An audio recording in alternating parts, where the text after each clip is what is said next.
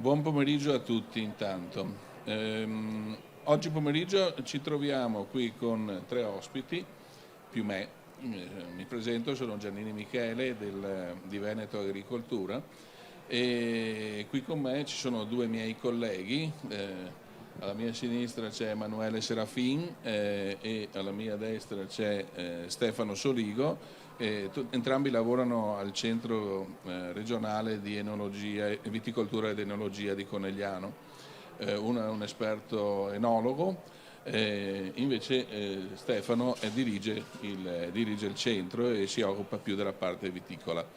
Assieme con noi c'è anche Daniele Piccinin, uno storico produttore biologico di vite del Veneto, e non solo, anche d'Italia, e che qui oggi porta diversi cappelli, devo dire la verità, perché oggi è in veste di presidente di Piwi Veneto, poi spiegheremo che cosa vuol dire Piwi, però è anche presidente del biodistretto Bio Veneto ed è anche il titolare dell'azienda Le Carline, uno storico marchio veneto del biologico del vino e della vite. Ebbene, oggi di che cosa dobbiamo parlare? Il tema che tratteremo oggi è quello dei vitigni resistenti, di questi vitigni resistenti che si sono affacciati sul mercato da pochi anni, o meglio se ne è cominciato a parlare da pochi anni, e che possono effettivamente, e vedremo come, o discuteremo come, possono effettivamente dare una mano all'agricoltura, alla viticoltura biologica e non solo, anche alla parte collegata alla produzione dei vini. Condurremo il pomeriggio, questo pomeriggio qui, questa oretta, meno di un'oretta di discussione, proprio facendo una discussione fra di noi. Se il pubblico vorrà intervenire, sempre pronti a rispondere. Siamo nell'ambito della fiera di Verona, nella manifestazione collegata specificatamente per il biologico, oggi proprio il 9 di novembre. Parlerei subito con Stefano perché ci spieghi un attimo cosa sono questi vitigni resistenti e perché si chiamano anche Piwi. Bene, buon pomeriggio a tutti, buon pomeriggio anche a chi ci segue da casa via Facebook. Allora, che cosa sono?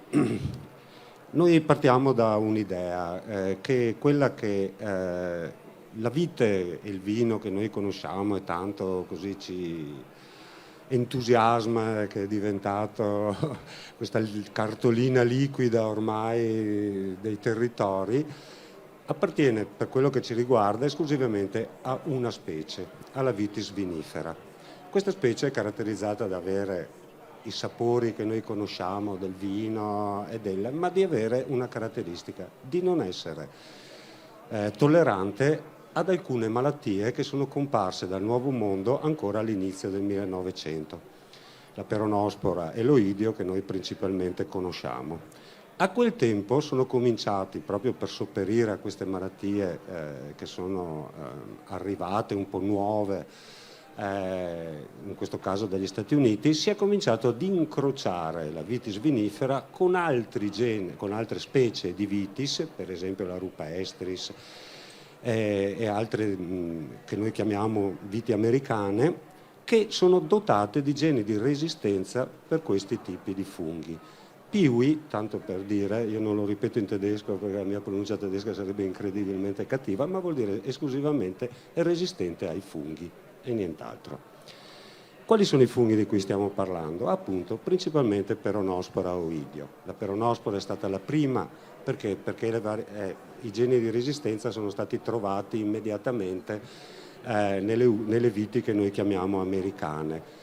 La resistenza all'oidio è arrivata leggermente dopo, perché i geni di resistenza sono stati ritrovati dalla Vitis amurensis e cosiddette dalle parti di specie di vite asiatiche. e sono stati scoperti alla metà del 1900 dalla scuola dell'Unione Sovietica, per cui l'introduzione di questi virus, di questi geni di resistenza, sono stati, si è molto più avanti nella ricerca dell'est cosiddetta. Che cosa si è cominciato a fare? Quindi a innestare le due piante. Le prime che noi conosciamo sono i Bacò, che tutti conoscono, in cui le caratteristiche del vino erano leggermente, completamente fuori da ogni canone, diciamo, della nuova viticoltura che si stava sviluppando, che dopo da noi si è specialmente concretizzata nella nascita delle denominazioni di origine. E quindi tanto che nel 1934 un regio decreto ha proibito queste prime generazioni di ibridi interspecifici di essere addirittura piantate e commercializzate. L'Italia, come altri paesi, si è un po' fermata in questa ricerca, mentre i paesi del nord, specialmente l'Ungheria e i paesi dell'est, hanno molto continuato questo tipo di incrocio ricorrente, così viene chiamato. Cosa vuol dire? Che io continuo ad incrociare la pianta donatrice cosiddetta, quindi una vite non vinifera, con una vitis vinifera continuamente. Si è arrivati dopo anni, diciamo che i primi moderni sono gli anni 60, 1960, si è arrivati dopo 8-9 rincroci ad avere all'interno di queste specie che stiamo parlando, piwi o meglio dire resistenti come vengono chiamate in italiano, un patrimonio genetico che è principalmente di vitis vinifera, quindi con le sue caratteristiche anche enologiche e agronomiche, con una parte di materiale genetico che è di vitis non vinifera, che è la parte che porta i geni di resistenza. In realtà quindi è un incrocio ricorrente, si è partiti, come si è detto, dagli anni 60 con diciamo incroci molto complessi, fino ad arrivare alla tendenza moderna in cui ho piramidizzato cosiddetto un genitore, cioè ho messo tutti i geni donatori possibili e immaginali. Attualmente mi sembra siano 2 per l'oidio e 2 per la peronospora nei genitori più, diciamo, moderni, e poi lo incrocio immediatamente direttamente con quella che viene chiamata la varietà nobile, cioè con la vitis vinifera a cui io vorrei inserire la resistenza a questi due funghi, insomma, a questi 2 patogeni.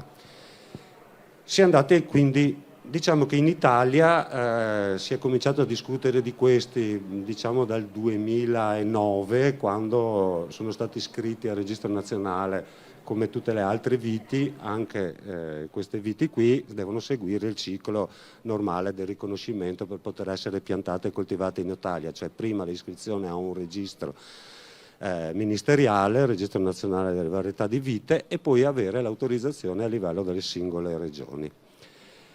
Si è cominciati, come si dice, a iscriverli, diciamo, nel 2009. Le prime 2 sono state Bronel e Regent, che sono stati iscritti per volere della provincia autonoma di Bolzano. Poi si è cominciato una fitta periodo di iscrizioni, principalmente nel 2013-2015. Nel 2013 sono state iscritte al Registro Nazionale la maggior parte delle varietà, per così dire, di scuola tedesca, che noi conosciamo come Solaris, Bronner, Johanniter e così via, mentre nel 2015 hanno cominciato a entrare quelle, diciamo, di scuola italiana, in cui sono stati fatti questi incroci con varietà più o meno, diciamo, alcune che noi chiamiamo autoctone. Faccio un esempio: il Tokai friulano per il Flortai, il Sorelli, e i Cabernet, i Merlot, quindi varietà più diciamo adatte alla nostra cultura, alla nostra areale di coltivazione, nel senso che le varietà di scuola tedesca ovviamente sono state selezionate per le loro problematiche, quindi per le loro condizioni climatiche e non per le condizioni climatiche di altri posti.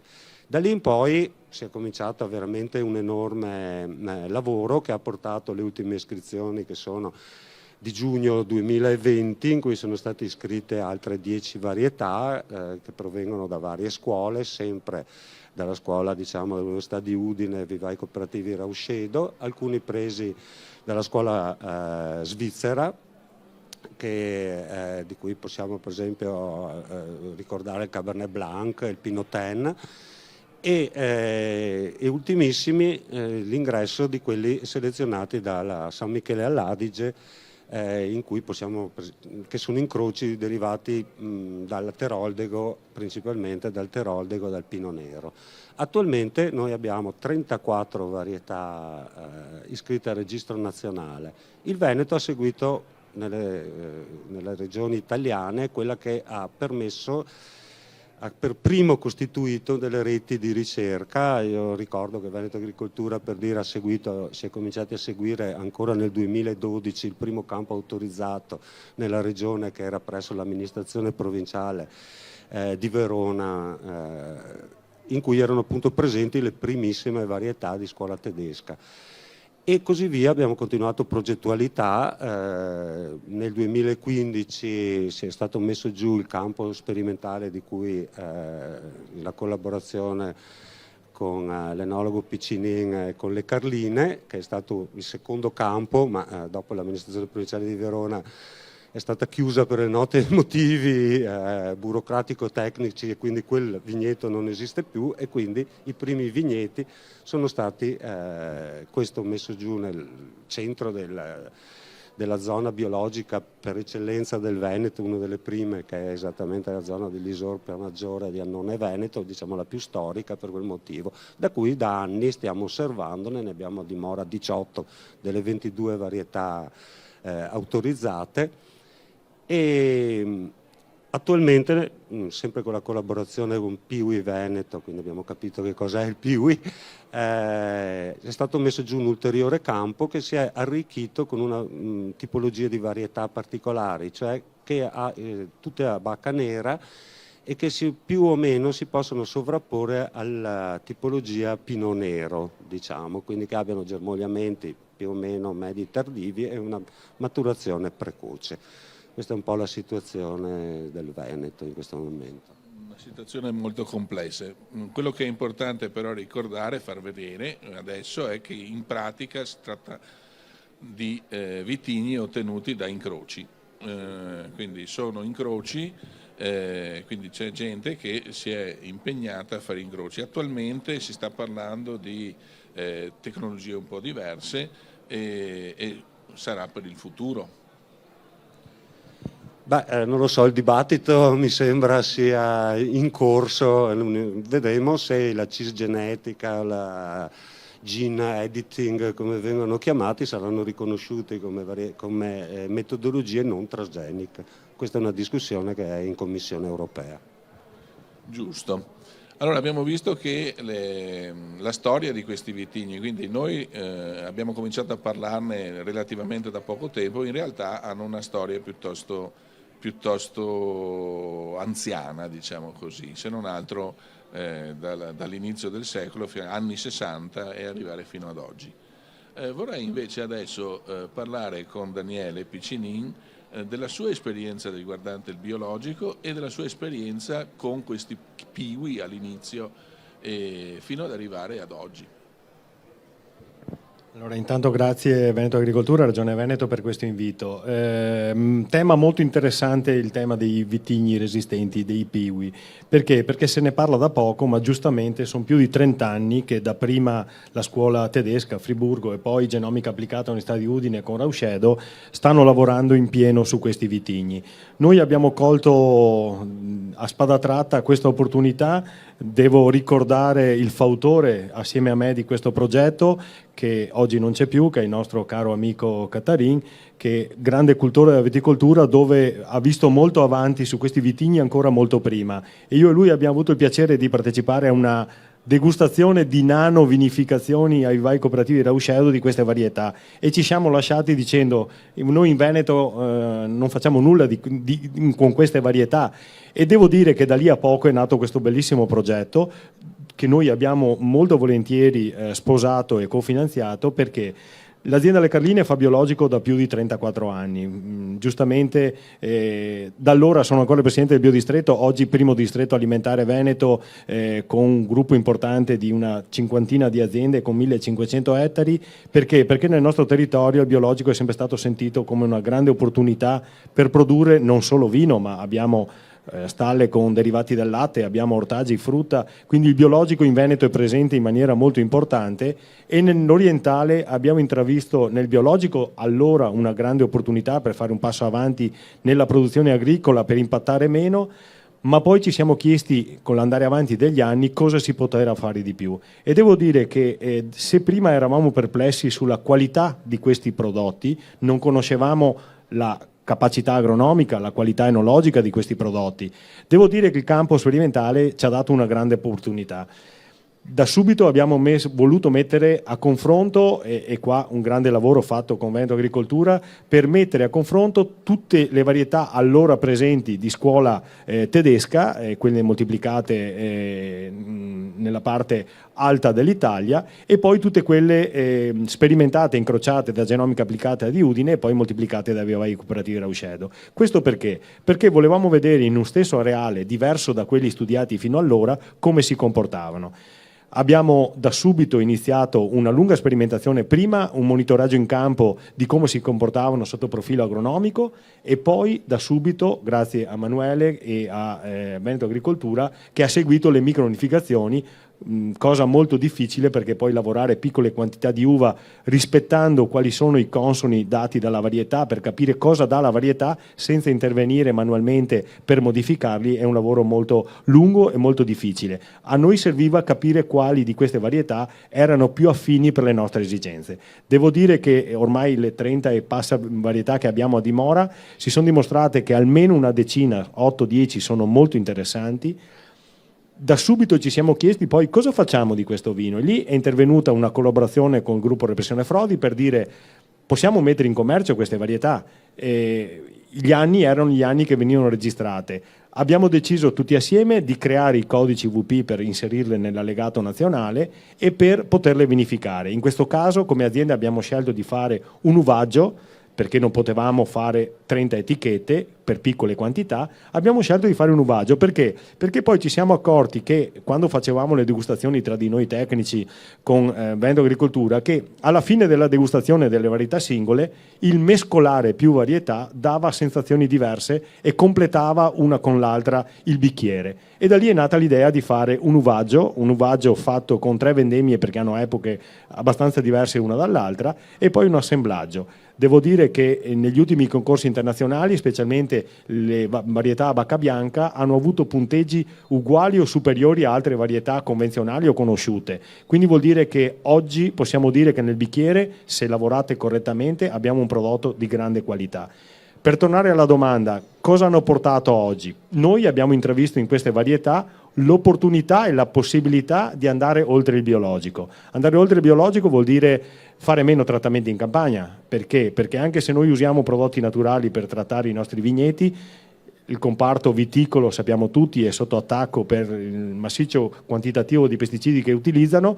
Anche se in biologico usiamo prodotti naturali, con queste varietà, essendo resistenti o tolleranti, bastano veramente pochi trattamenti, addirittura per qualche varietà non servirebbe neanche trattare pronosporoidio, se non poi abbiamo malattie secondarie come Black Rot o altre malattie che sono latenti, che escono. Quindi grandi opportunità per andare più avanti del biologico, e qui io mi fermo, ma vorrei poi dire qualcosa su quello che può essere una grande opportunità per questi vigneti da oggi al domani che arriverà.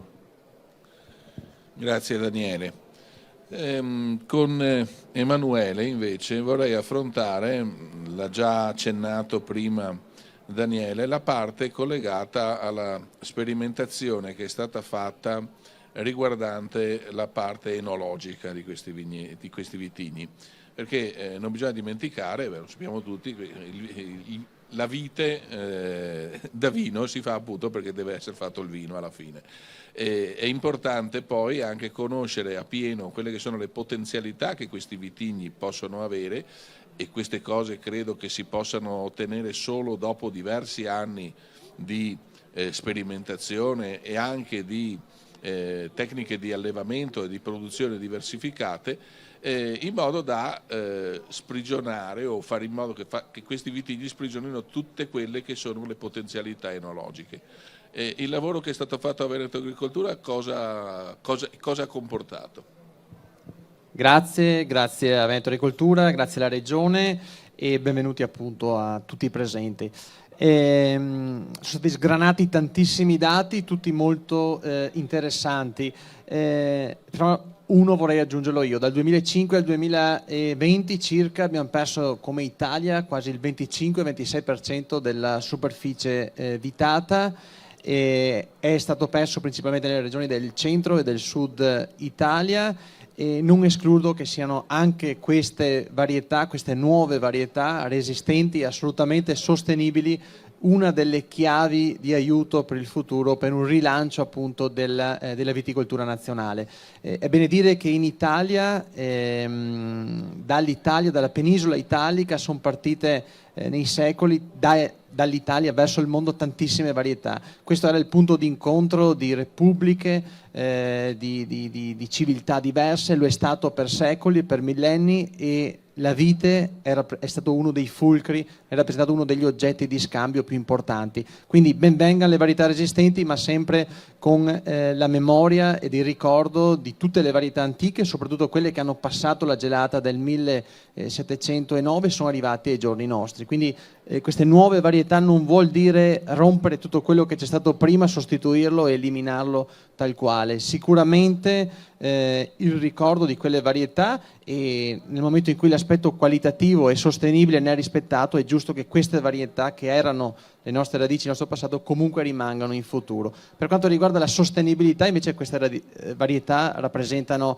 sicuramente la miglior interpretazione, e sia le varietà antiche che quelle più nuove sono state sperimentate, provate nel regno dell'azzardo, che è appunto il centro di microvinificazione di Conegliano. Un regno dell'azzardo perché dall'apertura di inizio anni 2000 ogni anno si è sperimentato un qualcosa di nuovo, di diverso. Si sono ricercate varietà antiche, sperimentate per più quinquenni e sperimentate in aree, in zone diverse. Si sono tenuti progetti di zonazione diversi di tutto l'areale regionale veneto, si sono individuati nuovi protocolli, nuove tecnologie, nuovi lieviti in collaborazione con consorzi o altri enti di ricerca, e dal 2007-2008 si sperimentano appunto queste nuove varietà resistenti, che poi dal 2010-2012, piccola parentesi, addirittura prima che partisse il famoso decreto 72 del 27 settembre 2013, ancora prima erano stati istituiti dei piccolissimi campi sperimentali non superiori ai 1000 metri quadrati di superficie, con queste nuove varietà che a suo tempo erano tutte quante tedesche. Poi negli anni è arrivato qualcosa anche dal Friuli. Importante appunto questo regno dell'azzardo, perché attraverso la fotografia in vino di queste uve provenienti da diversi territori, dal bellunese, dal veneziano, qualcosa dal veronese e soprattutto all'inizio, poi dal vicentino e dal trevigiano appunto, si è scoperto i potenziali di questi nuovi vini, potenziali aromatici diversi, con complessità organolettiche completamente diverse, alcolicità diverse, tempi di maturazione e quindi ipotetici obiettivi diversi. Più di 30 varietà diverse, diceva il dottor Soligo, e mi permetto di dire almeno la metà devono essere ancora approfondite nei dettagli, e la sperimentazione deve appunto proseguire. Quando parlo di sperimentazione, nel nostro piccolo intendiamo la vinificazione per almeno 3-5 anni in almeno 3 terroir diversi, quindi in almeno 3 sottozone diverse del territorio regionale, perché no, magari con 3 altimetrie diverse. Al termine di ogni processo di vinificazione almeno 3 panel di degustazione, uno di consumatori, uno di tecnici del settore, uno di super consulenti o enologi di una certa altissima preparazione, e poi al netto di 3 o 5 anni tutti questi dati vengono sposati e aritmeticamente mediati. Quindi da là poi eventualmente si procede con qualche richiesta o consiglio particolare verso le aziende o gruppi di aziende. Varietà assolutamente intriganti, come detto appunto in funzione di nuovi obiettivi enologici diversi. Una domanda in particolare, questi vitigni si sposano bene dal punto di vista enologico anche con i vitigni classici di produzione oppure no? Ma un qualcosa di velatamente introdotto anche da Daniele Piccini. Alla cieca in tanti pan sono stati inseriti questi vini e molte volte sono stati, non dico confusi, ma assoggettati o riconosciuti simili a altri vini da vitis vinifera europea. Ripeto, l'ho detto all'inizio, queste non devono servire, queste varietà, per sostituire ciò che sono le nostre radici e il nostro passato, anzi alle nostre radici delle nostre varietà autoctone queste varietà vanno sommate, aggiunte, perché queste rappresentano la vera e propria sostenibilità. Sono partiti più di 5 anni fa dei ragionamenti di taglio tra varietà da vitis vinifera con queste varietà e i risultati al momento sono assolutamente intriganti. Ecco, abbiamo parlato sempre di cose buone adesso, qualche fregatura però c'è stata, chiamiamola fregatura, qualche risultato negativo? Faccio una domanda. Provi a rispondere. Provo a rispondere, ognuno risponderà per il proprio. Io ne pongo uno, anzi due, che noi quando abbiamo cominciato a vedere, ne discutiamo. La prima è questa varietà enorme che sta comparendo. Se noi pensiamo che in 5 anni sono 34 le varietà adesso licenziate, iscritte, e contiamo che nel futuro ne arriveranno a breve altrettante se non di più, facciamo un calcolo. In Italia, se uno va a contare le principali varietà piantate, quante sono? 10 forse 10, che hanno 100 anni di storia. Questi ne hanno 50 e sono 35. Bisogna trovare la giusta combinazione del territorio con il vino, è una problematica abbastanza attuale. Seconda cosa, hanno un grosso difetto. La legislazione europea, tramite l'Organizzazione Comune di Mercato, che cosa è venuto a dire? Che queste varietà qua, se nei registri nazionali vengono iscritte come incroci, non possono essere utilizzati per le denominazioni di origine, possono essere utilizzati solamente per gli IGT, insomma.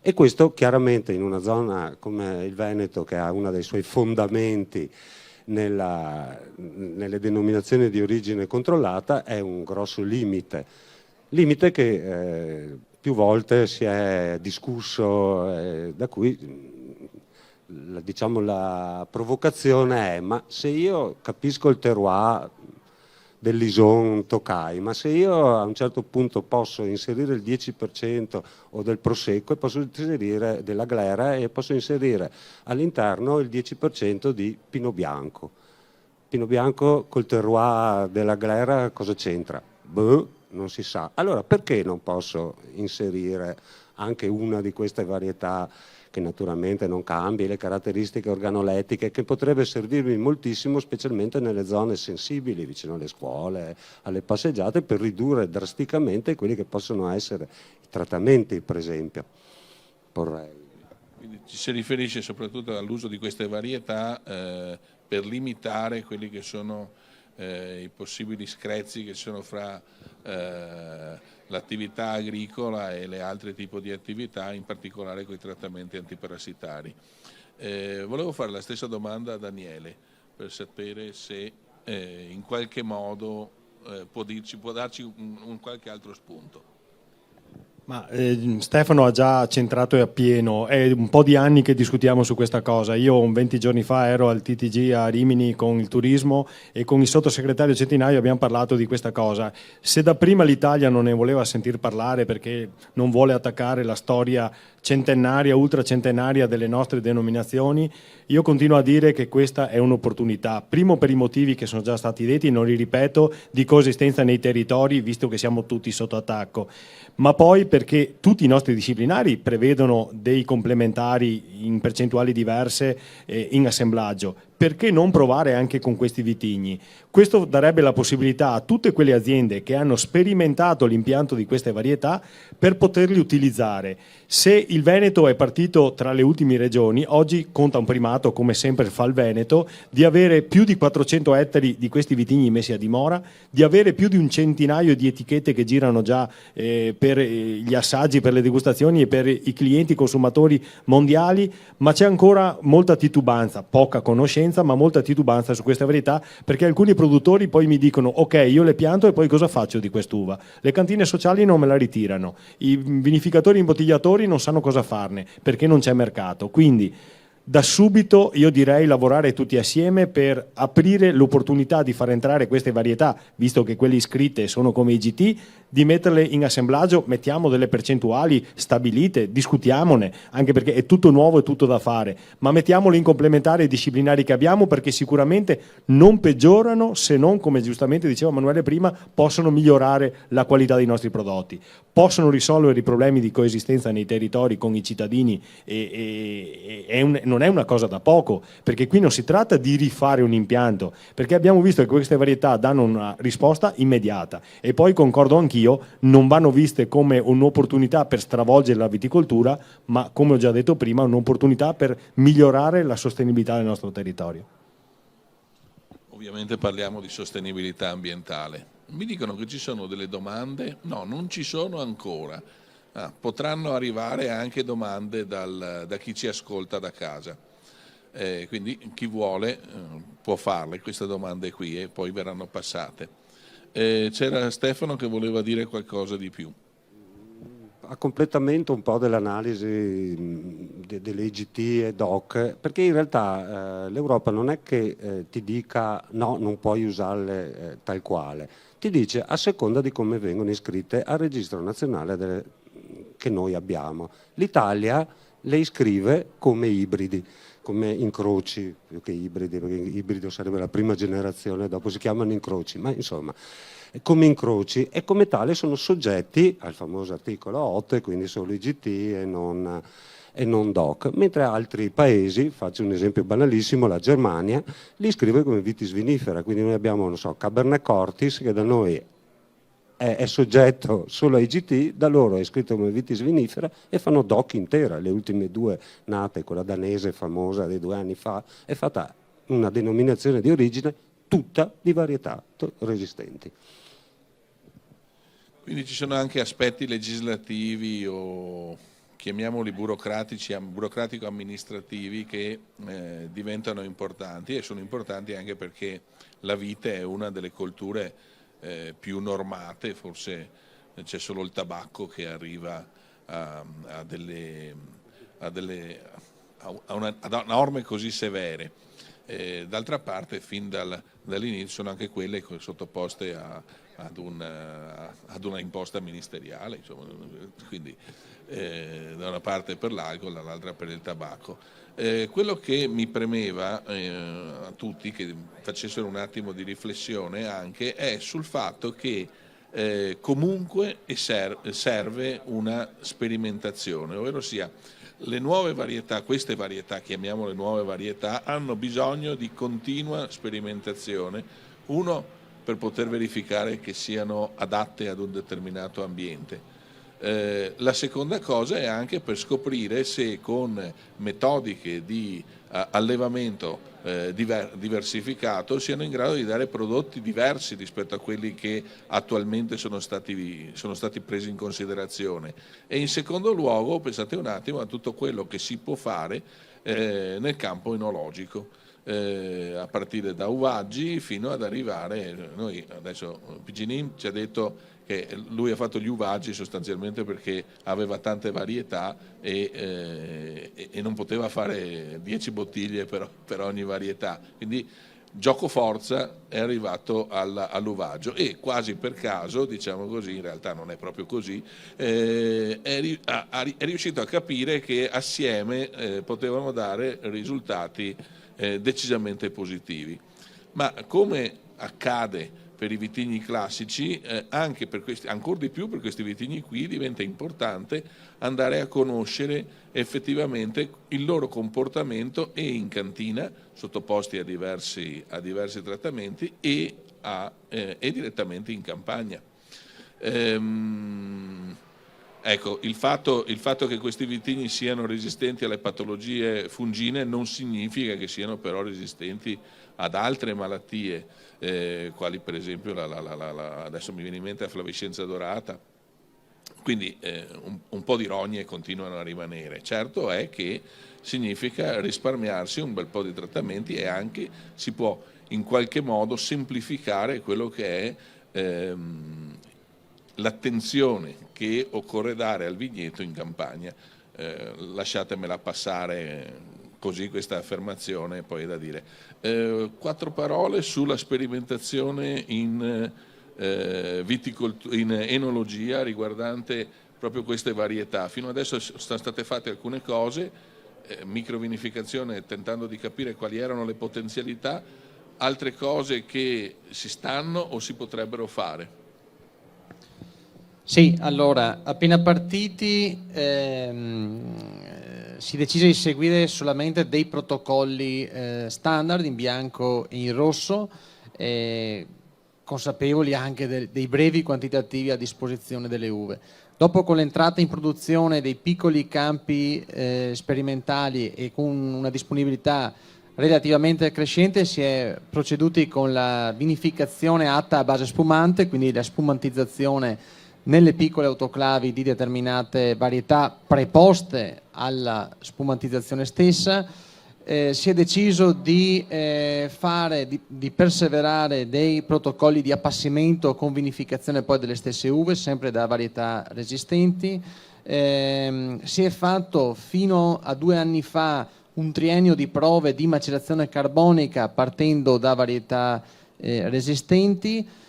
Si è proseguito poi con la macerazione post-fermentativa di parte di alcune uve in funzione del titolo acidico, della carica polifenolica, della tessitura delle bucce stesse di ogni acino, e adesso è da qualche anno che proviamo l'affinamento in piccole barrichette da 50 e 100 litri, piccole botticelle di rovere francese a media tostatura, per capirne anche il potenziale di affinamento in legno, quindi legni detannizzati capaci solamente di agevolarne il colloquio tra il vino e l'ossigeno senza particolari cessioni, quindi capirne la capacità di tenuta di questi vini nel tempo senza rubare particolari complessità terziarie al legno stesso. Per il breve futuro, o comunque per il futuro nel medio periodo,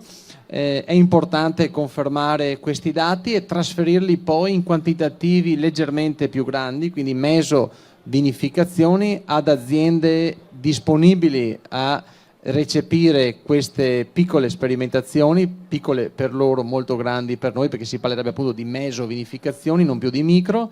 E poi, una volta conclamati questi processi, questi protocolli anche nelle aziende, diciamo, organizzate e più grandi, poi si parlerebbe di realtà. Ovvio, l'ultimissimo anello è fare rientrare queste varietà all'interno dei protocolli, o meglio dei disciplinari a denominazioni delle varie aree, prima che qualche altra realtà leghi queste varietà a determinate realtà di produzione. In quel caso la battaglia sarebbe persa. Addirittura persa. Mi interessava sapere, ci sono vitigni che ben si adattano a dare un prodotto che possa essere spumantizzato? Il triennio di prove inerenti alla spumantizzazione vedeva il Solera, vedeva il Johanniter, vedeva varietà anche molto zuccherine, tipo il Muscaris, tipo il Solaris, in parte la Romera. Perché molto zuccherine? Perché coi tanti zuccheri di partenza sono varietà Muscaris e Solaris, il cui potenziale è superiore ai 14 alcol, quindi varietà potenzialmente molto importanti, però se raccolte in determinate fasi anticipate, lo stesso zucchero provenienti dai mosti, quindi da quegli acini, da quelle uve, quello zucchero sarebbe poi servito per la prima vinificazione, la seconda vinificazione, quindi la presa di spuma, e il residuo zuccherino finale. Parliamo di prove fatte, ma che lo stesso mondo della spumantizzazione nelle cantine comincia comunque ad applicare anche su altre varietà. Queste principalmente, poi nulla toglie che stiamo osservando varietà tipo Chervir di recente iscrizione o i Pinot Neri della VCR, per capirne i potenziali futuri. Una domanda, sta facendo sperimentazioni anche direttamente nella propria azienda? Se lo può raccontare, Piccinin? Ma noi, a seguito di questo primo progetto, di questa prima sperimentazione, ci siamo concentrati su alcune varietà che già citate, che vedevamo più interessanti. Sul Muscaris abbiamo fatto un grosso lavoro perché in azienda mancava un spumante dolce, e con 2 di queste varietà, principalmente la Bacca Muscaris è quella che ci ha dato più soddisfazione, assieme a un'altra molto aromatica e molto zuccherina, ci ha permesso di fare uno spumante in presa diretta, prima e seconda fermentazione da mosto, proprio per i motivi che Emanuele citava prima, perché molto zuccherini vendemmiati leggermente in anticipo danno ottime acidità, longevità al prodotto, e un grande prodotto poi che si presta con la spumazione a mosto, cose che si fanno già nel Glera, si fanno già in altri spumanti, perché si sa danno risultati più immediati, più netti e più longevi poi nel tempo. Altro progetto su cui ci siamo concentrati è le aromatici. Sapete tutti che nella conduzione in biologico il rame è un cattivo amico degli aromatici, tende a neutralizzare, a bruciare tutti gli aromi primari degli aromatici, e con queste varietà abbiamo intravisto nella famiglia dei Sauvignon una buona opportunità. Devo dire che quest'anno è il primo anno che abbiamo in cantiere una vinificazione in quantitativo abbastanza importante di queste varietà, un miscuglio di più Sauvignon, principalmente la base Nepis e altri, che siamo indecisi cosa fare. Siamo a pochi giorni dalla fine di vendemmia, ma ci sta dando grandi soddisfazioni. È un prodotto che abbiamo messo in degustazione alla cieca, come si diceva prima, a confronto a altri grandi Sauvignon convenzionali, normali, di uva vinifera, e abbiamo visto che qualcuno apprezzava più questo. Cosa vuol dire? Vuol dire che queste varietà hanno un grande potenziale, ma come si diceva siamo all'inizio, abbiamo bisogno di sperimentazione, abbiamo bisogno che con gli enti, con le istituzioni, e qui siamo in casa della Regione Veneto con Veneto Agricoltura, che è il braccio operativo della Regione, vengano emanati dei protocolli di sperimentazione che durano il tempo. Voi sapete che la sperimentazione non si può fare in una stagione, va fatta in un progetto a lungo termine. Perché? Perché bisogna avere, come è stato detto prima, più annualità per capire le diverse andamenti climatici, stagionali, cosa comportano. Fare della progettualità in campagna, ma oggi ancora di più in cantina. Se in campagna abbiamo capito che quali sono le varietà che possono dare soddisfazioni maggiori, cosa molto interessante provarli in altitudini diverse. Io come presidente di PV Veneto ho lanciato una sfida da qui a fine anno, il Covid non ci sta ancora abbandonando, quindi è difficile fare manifestazioni con molta gente, ma da subito ho detto facciamo entro fine anno un confronto tra noi produttori con alcune varietà già nominate, conosciute, presenti nel territorio da più tempo, con altitudini diverse e areali diversi, per capire quali sono le potenzialità, perché siamo veramente agli inizi, stiamo ancora noi studiando queste varietà.